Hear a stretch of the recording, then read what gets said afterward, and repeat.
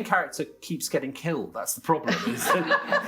So it's a slightly askew one, because what happens is that, but the 1922 committee are kind of like Jason or Freddy or, and they come here with a story, we're going to have to kill you.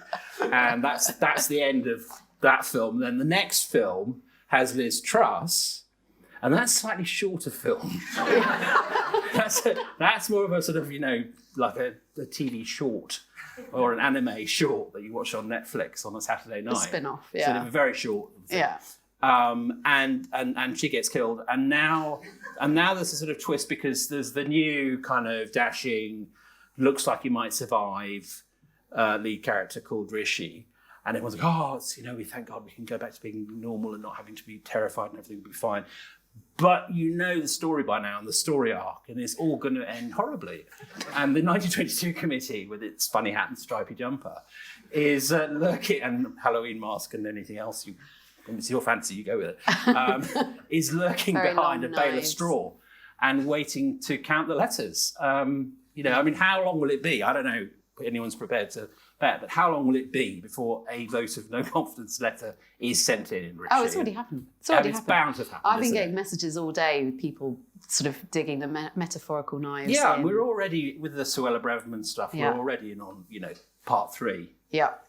The return of And Graham of course, Rishi, we're slightly straying from the topics that I have written down and prepared, but never mind. Rishi is slightly also hamstrung by the fact that he's got his own sort of Freddy figures who helped him get there. The people that were stabbing Liz Truss in the back when she wasn't doing it herself. No, it's a bit like Jason versus Freddy, to keep the metaphor going, because he is actually himself, in politics terms, a serial killer basically one who gets someone else to do the stabbing. Yes. But, during the July leadership contest, he was presenting himself as, Mr. Clean, Mr. Integrity, Mr. I don't do all that stuff, unfunded tax cuts, not me.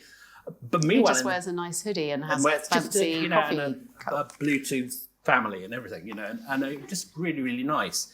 And meanwhile, in the background, he had the nastiest campaign running, really sticking the knife in, metaphorically. And so, yes, I mean, he's a much less cheery, nice, jolly fellow than he appears. Who do you think will be the sort of master of darkness in this?